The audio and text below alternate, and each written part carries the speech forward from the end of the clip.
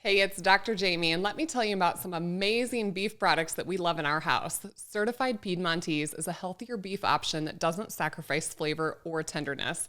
The cattle at Piedmontese are raised responsibly and carefully on family ranches across the Midwest, and they're healthier too. They're never given antibiotics, steroids, or hormones. They raise the rare Piedmontese breed through a ranch to fork approach that ensures traceability, environmental sustainability, humane animal handling, and responsible resource management at every step. Countless well-known chefs from across the country rave about the exceptional quality and flavor profile of certified Piedmontese beef. The Certified Piedmontese program is a source-verified ranch-to-fork operation that's rooted in dedication to the land, ranchers, cattle, consumers, and products. Progressive ranching protocols such as the electronic identification tagging technology, database tracking initiatives, DNA testing to confirm heritage, and voluntary third-party audits ensure the beef meets the high standards of care, handling, and quality. Certified Piedmontese beef has fewer calories, less fat, and higher protein per ounce than beef from any other breed, making it an ideal source of lean protein for a healthy diet. A serving of certified Piedmontese beef has even fewer calories ounce for ounce than salmon, yet it challenges the prime grade beef products in tenderness. The combination of leanness and tenderness results in a consistently healthy and delicious dining experience for those who will not settle for anything less. And, well, you guys, that's me. So go check out Certified Piedmontese. They have a Dr. Fit and Fabulous beef box, or you can order any of their products using my code DRFIT, DRFIT. Thank you, Certified Piedmontese.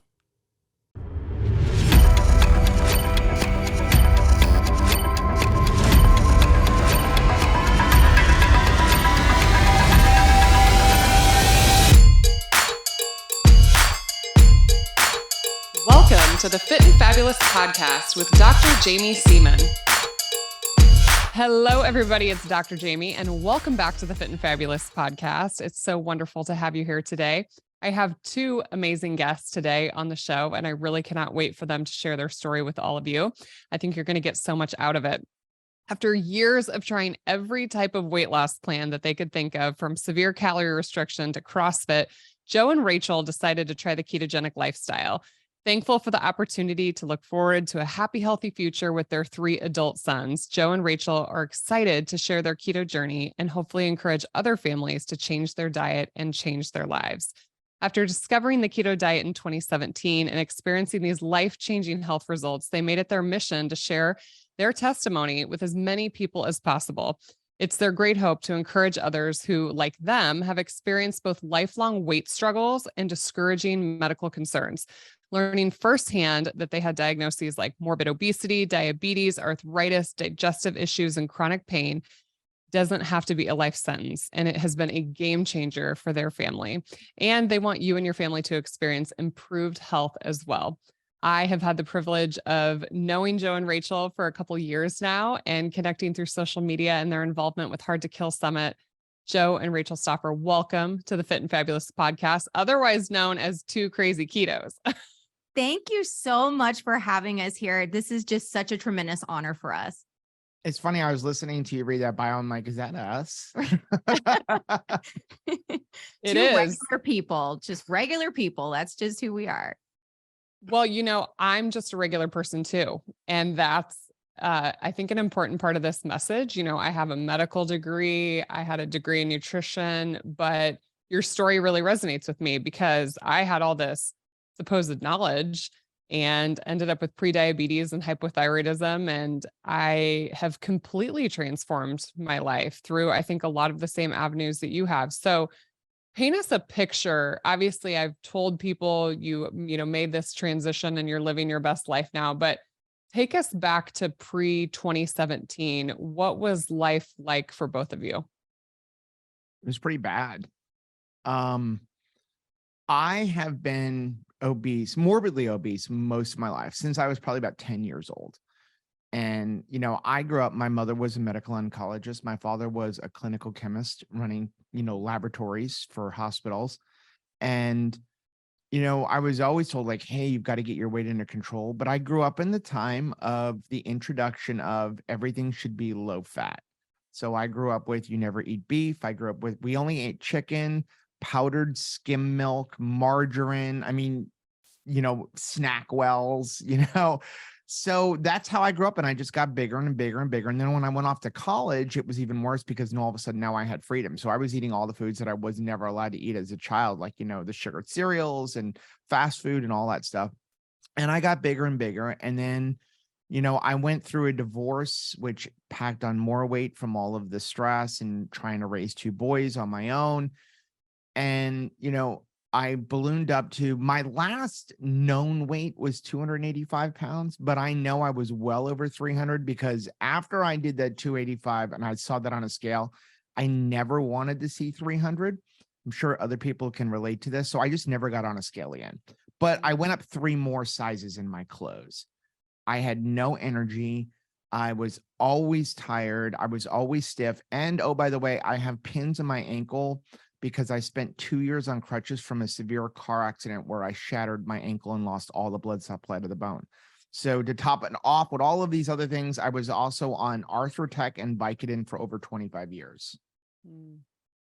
For me, I had a very similar experience as far as being morbidly obese pretty much the majority of my life, beginning with even in 3rd grade. I can remember, being moved around in the class picture because, you're trying to distract from how large that I was.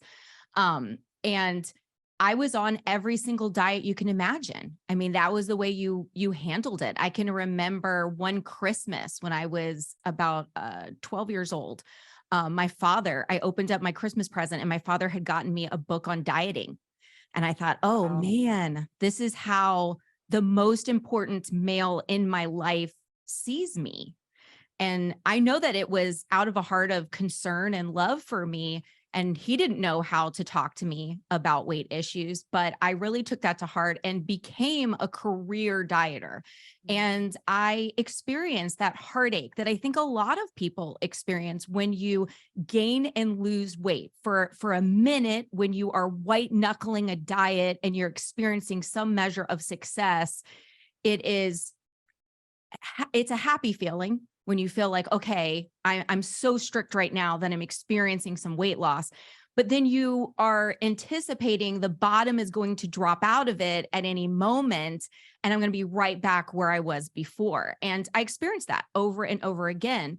And when we fast forward to when Joe first, discovered keto, and then I followed suit, at the time when I started keto, I was calorie restricting 500 calories a day. I had mopped myself into a corner where the only thing I ate for 2 years was a cup of oatmeal and a dipping cup worth of Greek yogurt. That is what I ate faithfully for 2 years. And I managed to gain 70 pounds even doing that.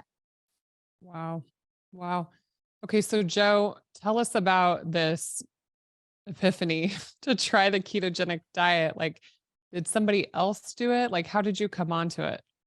So what happened was, I was obese. My son was also following me. And I was at church one day at an event, and there were a bunch of guys sitting around talking about, like, let's have a weight loss bet. I'm like, this sounds kind of interesting, because the bet wasn't like how much weight could you lose. It was you had to lose fat. So we all had to go and get measured with calipers and determine our body fat. And we had the entire summer. It was starting in February, and we were going to have until November to lose this weight. Everybody put $100 in, and I was like, okay, like I just wanted to beat my son. That was my whole thing. I want to beat my son, who was at the time I think was 21 years old. So like I don't know how. Nothing better than a friendly family competition. So what happened is at the time, one of the members of the church actually owned a CrossFit. And so he did a deal where if you attended the church, you only had to pay $50 for the CrossFit, which Terrible anybody business. who knows anything about CrossFit knows that that's ridiculously cheap. Yeah. The problem is when 90% of your clientele all attends the church and is only paying $50, it's kind of hard to keep your business going. And so he ended up closing. And now I was like, now what do I do? Because my son was able to continue CrossFit because he was 21 years old, living at home, and had no other financial obligations. So he was able to go spend $150 a month on CrossFit. And I had to go like, now what do I do?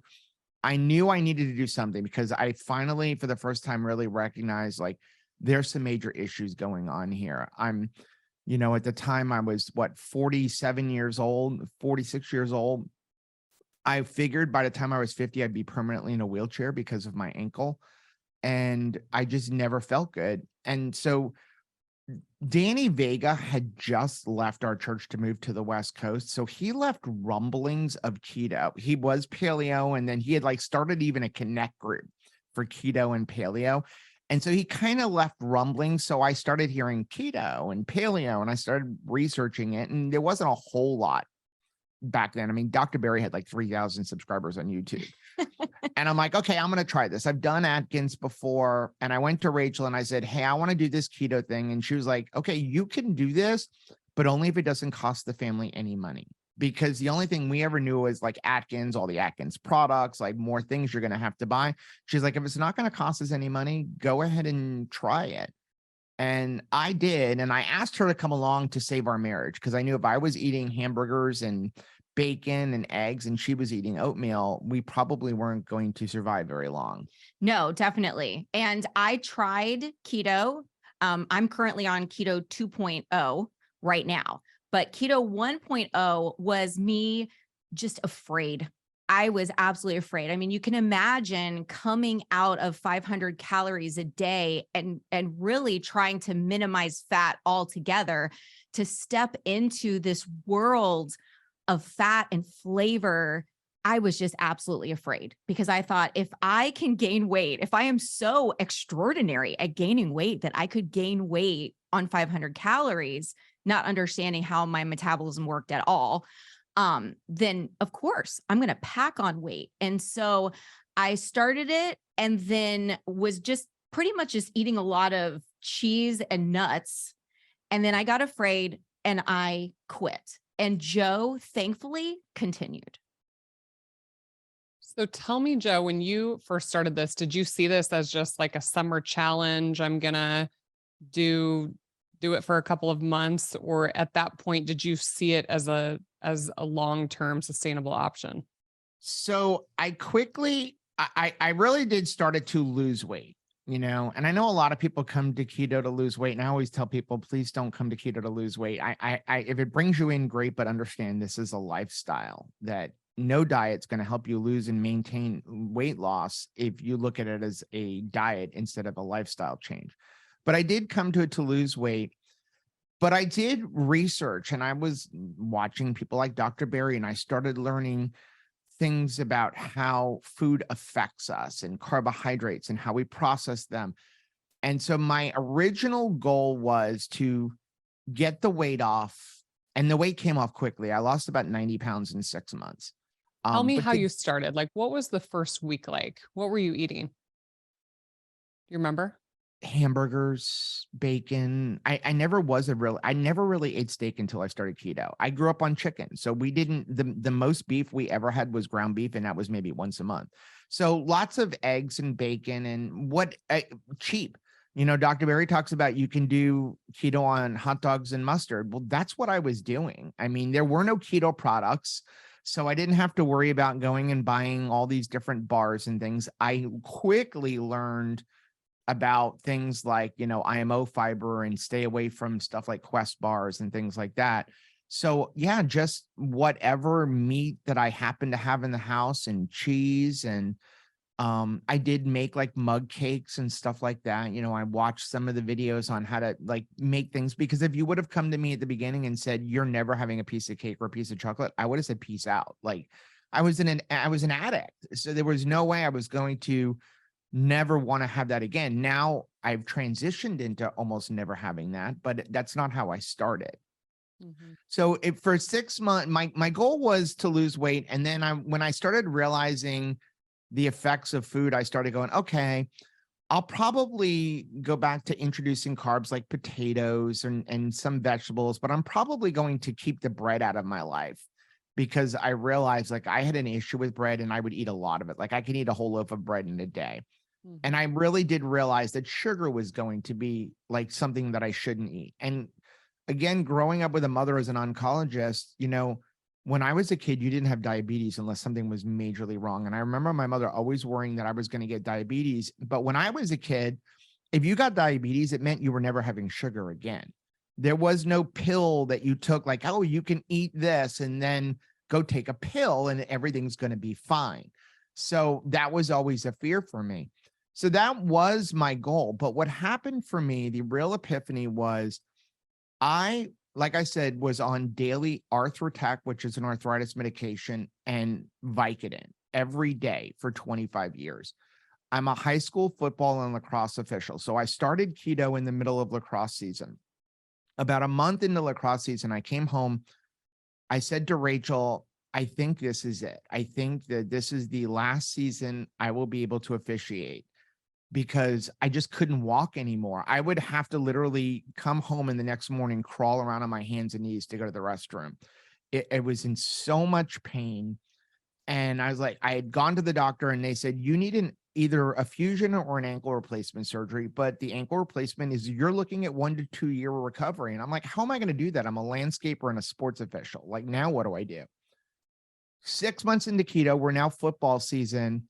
I came home from working 4 football games on a Saturday, and Rachel goes, do you need a painkiller? And I looked at her and I was like, I haven't taken a painkiller or an arthritis pill in 6 months. I never realized I wasn't taking them, because I only took them when I needed them, because I didn't like the feeling that I was, that I would get when I was on them. So I just stopped taking them and didn't notice it. And that was when I was like, okay, like, this is my life. Wow. Yeah, that's powerful. I remember when we first started, my husband, Ben, had daily headaches and would basically eat ibuprofen. Like, he would just open the cabinet, grab a couple every single day, and months went by. And I said, I don't think I've seen you take any medicine.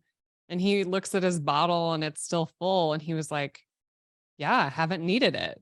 I just, like, that totally resonated with me. I think it's just amazing sometimes how quickly people get better and they don't even realize it until they realize how they used to live, you know? Okay. So you Yeah, gave up, Rachel. How long did you watch him do his own thing before you realized how powerful this was? that was the moment for me as well, because I mean, you have to think, I pushed him around in a wheelchair on our honeymoon. So I had only ever known him with limited mobility. The children, any family vacation that we had ever taken as a family, Dad was in a wheelchair for us to be able to extend our day at Disney World or Universal Studios, for the entire day. There's no way that Dad can get around for that long without it. So when I saw that he was no longer crawling around on the ground, I mean, that's not an exaggeration. He was literally on all fours the day after, anytime he did officiating. When I saw that, oh my gracious, I am gaining my husband back. It looks like in the future, he will be able to continue working, because we were already making decisions based on the fact that probably he will be immobile at some point and I will have to, take up the slack financially, for provision purposes. So when I saw that, I thought, oh my goodness, this isn't about the weight loss. This is about the health. And so I joined him in that, really to support him. But I had seen the results. And so in 2.0, I think because it was anchored to our hope for health and I wasn't keeping my eye on the scale, that's when things started changing. And I did go down several sizes before I saw a lot of movement on the scale. And I tried to lead with that as a woman. Sometimes men, I think, can just dump weight so easily. And for me, I had lost 2 pounds, but I had gone down several dress sizes. So that was, something that I just had to make peace with. And it was hard. I get it. It's very hard. If we only measure our success on the scale, it's going to be bad. But after Joe had had such great health results, I asked my mother to go on keto with us. I had recently lost my father to a widowmaker heart attack, and they had been married for almost 50 years. And I knew statistically, you lose one, you lose the other, within a very short span of time. So I had asked my mother, who was also morbidly obese, nearly 300 pounds, would you please go on keto with me? She was a type 2 diabetic, had been for more than 20 years. And so she's the only person I was willing to have a fight with about keto. I never push keto on anybody, but I'm like, woman, you're going keto. So she had just been diagnosed with a blockage in her heart and was going to have surgery to have a stents put in. And so I said, well, let's just eat keto until surgery. And surgery was going to be like 2 months.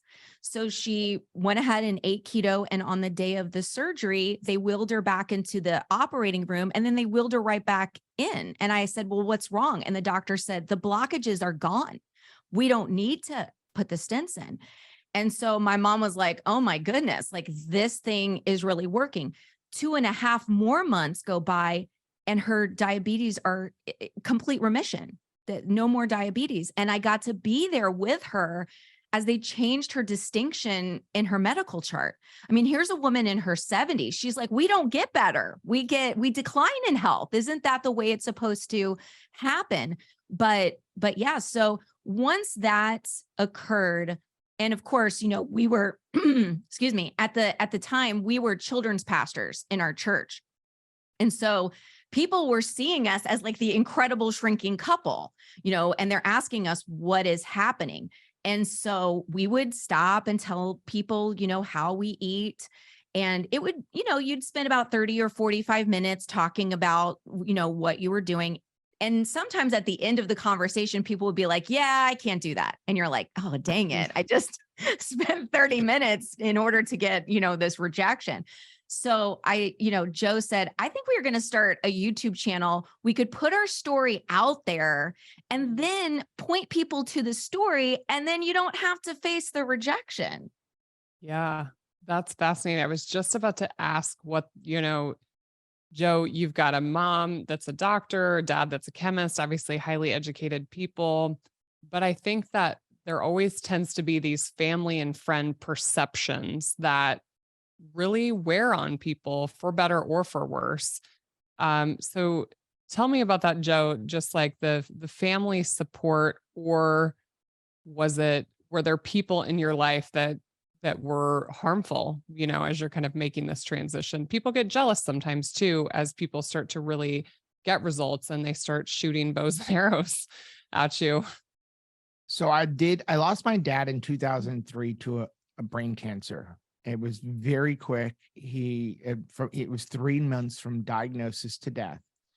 My mother, the year before, actually had colon cancer and ended up having a colostomy bag, a portion of her colon removed. But funny enough, as an oncologist, did not want any chemotherapy because she knew what it did to your body. And so my mom is still with us. She lives in New York though. So my mom actually, I told her what I was doing and she knew the advantages of low carb, but my mom also, like, she grows a lot of her own vegetables. So she eats pretty healthy. For her, eating a low carb or a ketogenic lifestyle just was not really something she was interested in, especially at her age, but she did know advantages of it. In fact, she would try to talk to patients about eating and how it affects cancer and everything else. But she would get in trouble with the hospital she worked at because they were like, we don't talk about nutrition with patients. That's not what we're here for. We push chemotherapy. That's how we treat it. So when she would get a patient where the hospital would be like, we're just not treating him, like cancer's too far gone, go home and die. That's where my mom would tell people like, okay, let's look at your nutrition. So, but my mom saw me about a year or so after I lost the weight and just started crying. So, because for her, I was morbidly obese my entire life. And all of a sudden she saw me at 300 pounds. And the next time she sees me, I'm 185 pounds. Like, I looked like a different person. And she was crying because she was happy, but she was also crying because she was worried because, again, my mom is now 82 years old. And I remember talking to Dr. Berry about this in 2019. The first thing she said is, you need to put 20 pounds back on, because when you get cancer, you need to have some fat to survive on. But, one of the things I've come to understand is that was the old mentality of physicians, that you need to have survival weight. But other than that, I really had nobody. I had no support. My support was Rachel. That was it. Even the children weren't against us, but they also weren't like, hey, this is awesome. Mom and dad are never eating sugar and bread again. So I really had no support, which I think is really why Two Krazy Ketos became so important to us, because like Rachel mentioned, we decided to start our YouTube channel because people were asking us what we were doing, and we kind of got tired of telling them and then them telling us that doesn't work. But a lot of it was a joke. We're a second marriage and we're a blended family. And we came home from church one day and said, you know, our kids are about to all leave. We're about to be empty nesters, and we've never experienced life together as a married couple without children. What should we do? And that's where I was like, let's start a YouTube channel. But it quickly became, after attending KetoCon in 2019, that keto needs community, that you can't do this without help. You can't do it without community. And that's why we started Two Krazy Ketos, and that became our emphasis. And that is why we really encourage people to get to conferences like the Hard to Kill Summit. Yeah, I think it's, you guys were there, and like the theme was that transformed people transform people. Mm-hmm. And I think, Joe and Rachel, that's what you're doing, just by sharing your story. People listening to this podcast, something you said will resonate with them and may be the impetus for them to start making some of these changes in their own life. So tell me where, you've mentioned a couple of times, Rachel, Keto 2.0. And obviously the way that I started eating in 2015, 2016, and the way I eat now, there's been like these evolutions of, kind of being my own expert and figuring it out for myself. Where are the weaknesses? Where is it difficult? One of the biggest, arguments for people is that ketogenic diet is not sustainable. Even scientists say, yeah, it works for XYZ, but it's not sustainable. There's been people living this way for a long time, and clearly you guys have proven that I'm in too. year 6. Yeah. So tell me about the evolution of your diet over the last 6 years, and, give people some where the strengths and weaknesses are. I think the biggest weakness is, and I think that's in any case, and anytime you're trying to do something for yourself, it's very exterior. The problem is worrying about how you will be perceived by other people. You're worried about making other people comfortable. You're worried about acceptance. You're worried about, will it be awkward? Will it be awkward at Thanksgiving if we don't have all of the carby foods that we had years ago? Will my friends fall away if I don't eat the way that they eat? Will I lose friendships and family relationships? Will I put a strain on things if I'm perceived differently? And I think that one of the things that has changed or has caused a lot of change or an evolution in our keto journey is, at first, you try to find a lot of keto substitutes, things where you can go to the party and I have a look-alike product because I want to be eating something that visually, at least, looks similar to what everybody else has had. They're eating cake. I'm eating cake. We're all eating cake. We're all eating cake. And so what's happened over the years has been, I'm not so concerned with how other people perceive me. I'm more concerned about becoming the healthiest version of myself that I can be so that I can love these people. It becomes, I don't just want to be accepted by people, or I don't just want to not make them feel uncomfortable, but I genuinely want to be around to serve people. I want to be around for my children. I want to, feel good in my body because I will be able to accomplish all of the things that I feel like I'm purposed here to do. So I think that the more you go forward, the less you are concerned about, is everybody okay with it? It's interesting that we put food to a committee versus, other things in our life you don't check in with and see, like, we had a podcast that was going out today talking about like throwing a party. If you're hosting, is it okay to have a keto party?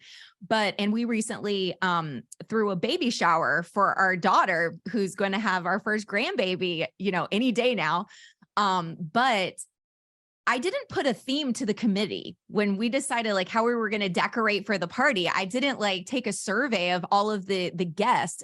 But at the time that we were choosing the food, even though we knew we wanted to throw a keto friendly party, there was a little bit of nervousness that like, will this be okay if we throw, have mostly keto food? So I think that, perception of other people, kind of holds you back a little bit.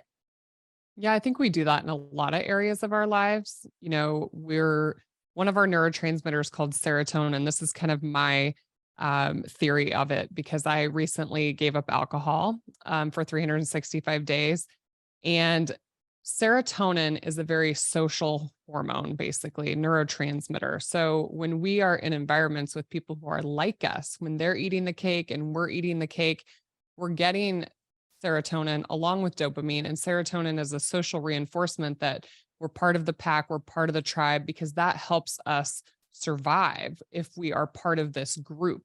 And when you're not doing what everyone else is doing, you lower serotonin. And I think that's why it's difficult sometimes when people are first starting, is they crumble to those external pressures because they're not getting the serotonin. This is scary. This is risky. I'm going to risk being voted off the island per se. And I think that's where people totally crumble. But you were saying, Joe, about KetoCon. I think it's so incredible when I like go to these conferences, we're like Hard to Kill Summit, and we're all together. I mean, I don't know about you guys, but like my serotonin is pumping. It is like just this amazing social reinforcement to see these people who are like thriving and they're energetic and they're telling me all these stories about all these medications they got off of. It is a great environment to be in, but I think it's exactly what you're saying, Rachel. It is like, we're constantly looking for this external validation, but really the long sustained results come internally and fit. That's like the magic sauce. So Joe, weigh in for us too on kind of your thoughts. Like where are your weaknesses in doing this for so many years now? It's funny because I think for me, I really don't look at my diet. I don't have any weaknesses. People say, well, keto's not sustainable. I've been doing it for over 6 years, or, I'm in the end of year 6. And I know people like Robert Sykes who've been doing it even longer, and they're thriving. They're building muscle. I mean, they're doing well. I don't find it restrictive. People talk about keto as restrictive. Honestly, any eating lifestyle is restrictive. It's just, what are you restricting? So in keto, we're restricting sugar and grains, but you're either doing that or you're restricting fat or you're restricting the amount you eat. We don't count anything. We don't track anything. We eat until we're comfortably full. We eat sometimes 2 times, sometimes 3 times, sometimes 1 time. I find it the least restrictive thing I've ever done. I just don't eat sugar. And when I once in a while want to have like something sweet, there are keto friendly alternatives. Now, are they things that I have every day? No, but it's nice that like, okay, we're having a party. I can have a little piece of dark chocolate that's been sweetened with stevia, or I could make myself a dessert I use pork rinds now instead of almond flour. You can literally make a delicious mug cake, sweet cupcake using pork rinds. Like there's no flour in it. I mean, so I don't really struggle with stuff like that. The biggest place I struggle is with the other 20%. So I am a certified health and nutrition coach in the primal way of eating. And one of the things that really struck me was when I started looking at the 80-20 rule, that 80% of your health and nutrition is based on what you put in your mouth, but the other 20% is just as important. And that is your sleep, your stress, and your movement. And those are the things that I didn't want anything to do with for 4 years of my keto journey. Like I was like, hey, I signed on to something where you don't have to exercise. Right. You know, You're looking and for the I easy remember, ticket. yeah, years ago, I remember like, you know, becoming friends with Robert Sykes and him going, you have to move. Like it may work now, but it's not going to work long term.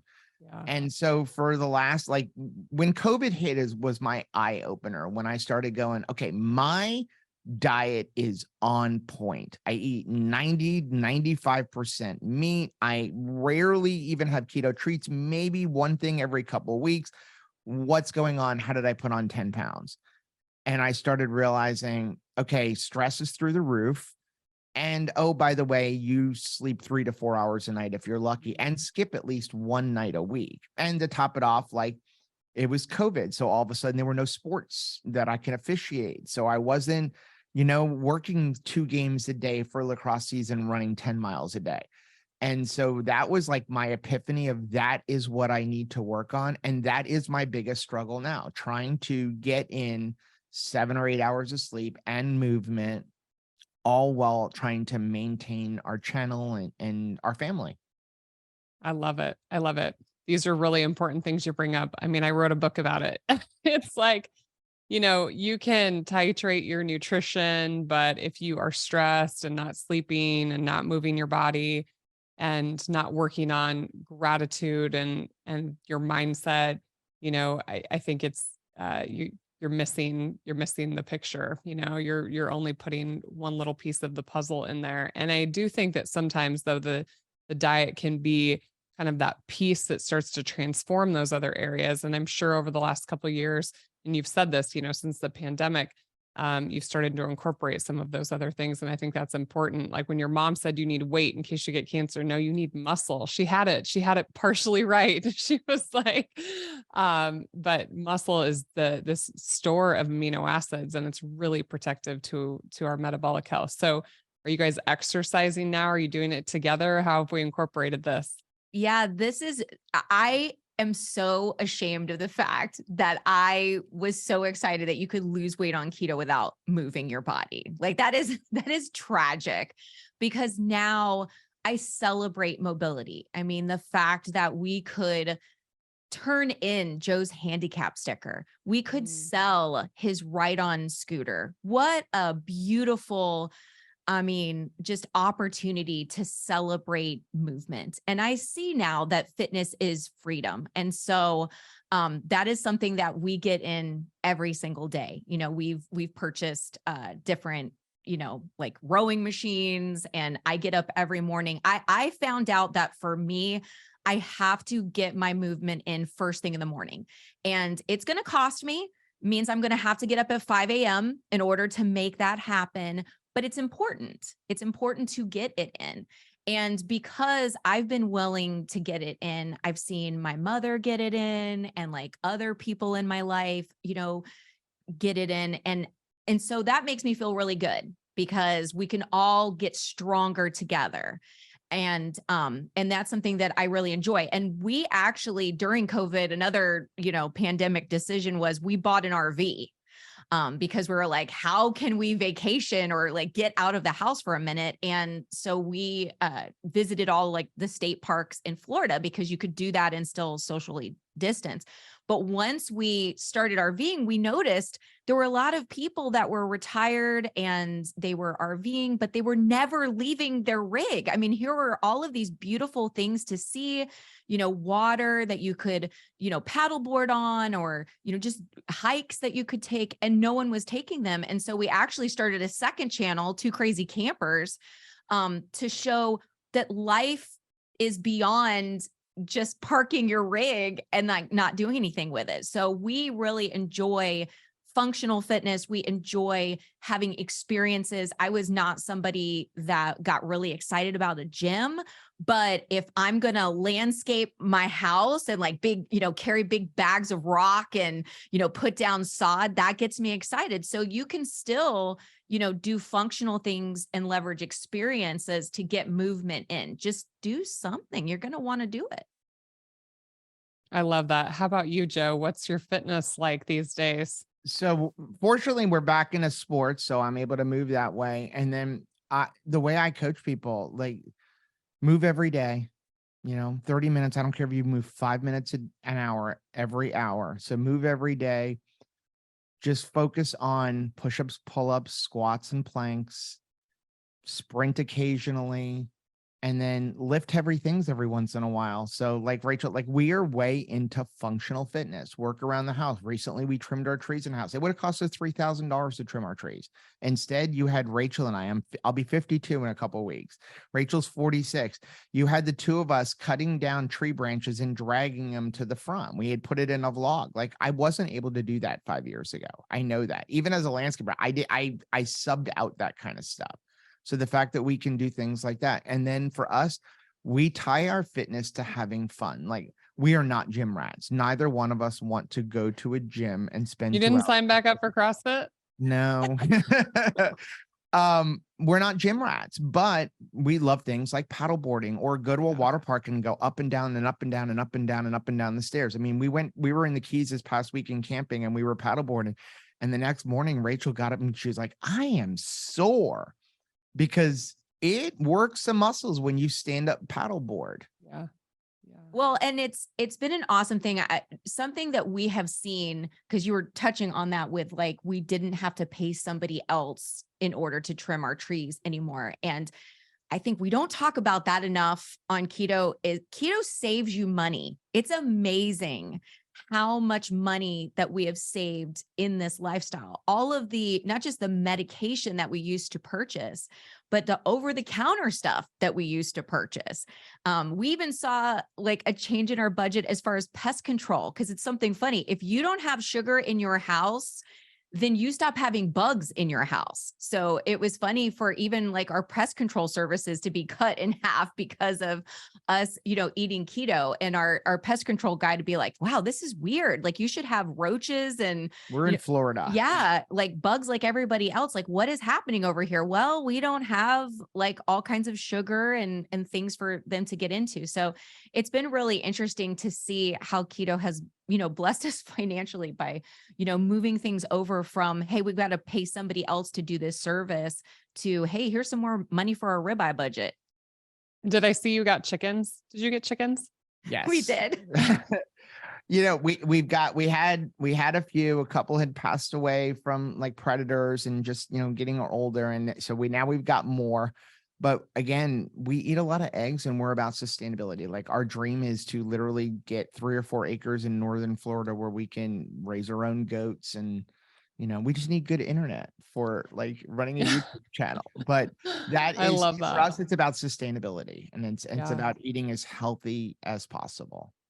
I love that. Yeah. Focusing on whole foods. Cause I think you brought up something in the beginning of the podcast where you said when you first started, you were just trying to make keto versions. And I think that I see patients do this a lot, where they're just trying to find a low carb keto version of whatever bad habit they had before.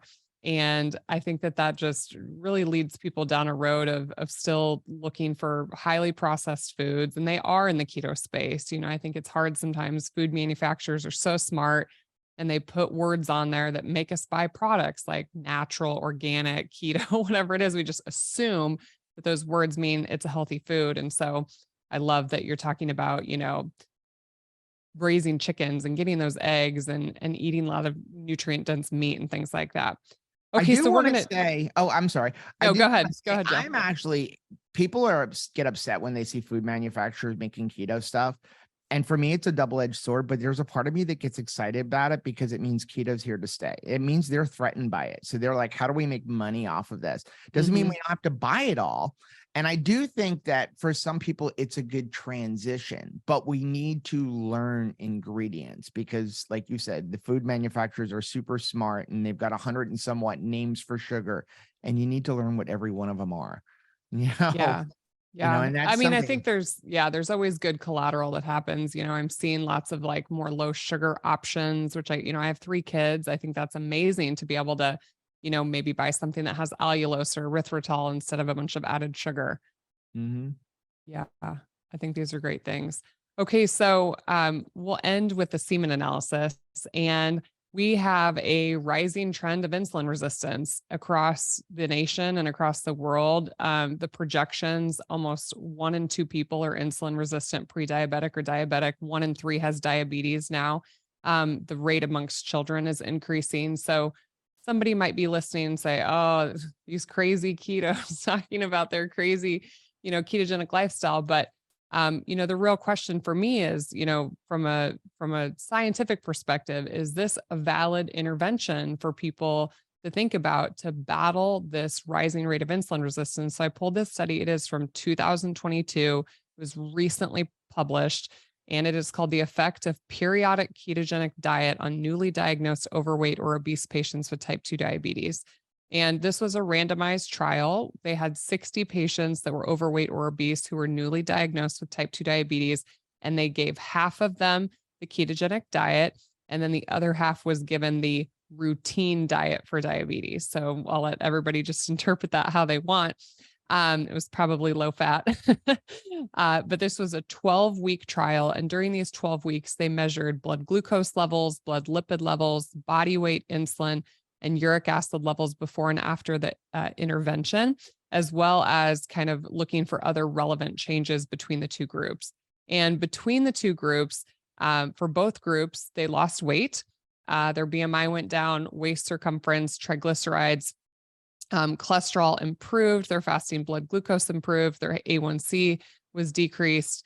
But the decrease in the rates in the ketogenic diet group were way more significant than the control group. So although both groups got better, the ketogenic diet group had better results. The only difference was they had a slightly higher uric acid level. The willingness to adhere to the ketogenic diet over long term, though, was weaker than the routine diet for diabetes. And I think this brings up that point that we all have kind of our vices, and processed foods and things like that are highly addictive. They're very palatable. It's hard to say no to them. And so I think that from a long-term sustainability standpoint, you need social support, you need community support, you need your physician to support you in what you're doing. We don't need people going and having their doctor say, oh, ketogenic diet, don't ever do that. That's not helpful to people that are wanting to make these amazing changes in their life. So really, to conclude, the low carb and ketogenic diet is something that can be long-term and sustainable. We have data to support that it improves metabolic health for these patients. It can reverse. You guys, we never used to say that type 2 diabetes could be reversed. Rachel said it. It was amazing to have her doctor say, you're no longer diabetic. And that can be a word that you hear too. So I encourage people to know what your numbers are, know what your fasting glucose and insulin is, know what your hemoglobin A1C is, because there's a ton of people running around that have no idea what's actually going on inside their cells.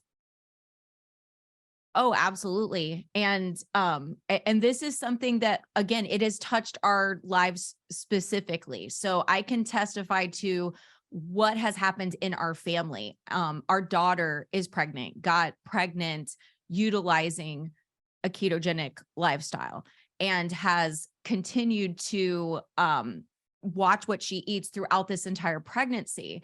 And she was not going to take that drink, for the gestational diabetes. She was like, slap a CGM on me if you want, but I know. And for her to go into this pregnancy and have like a 4.7 A1C, that this whole pregnancy has been really a beautiful pregnancy for her, because we have, focused on making sure that we eat good quality whole foods. And I think that the experience for people and their family, even if your family is like mine and has a great and vast history of people with diabetes, we can change our lifestyle and therefore change our individual, lab results.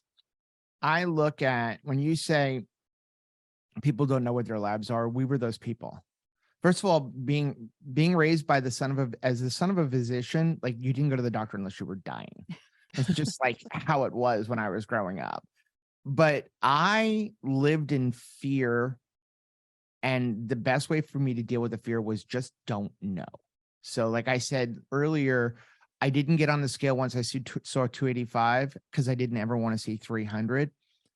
I'm pretty sure. I know I was insulin resistant, and I'm pretty sure I was pre-diabetic, and who knows where I was because I just didn't go to the doctor. I had the opinion of, if I have cancer, I don't want to know.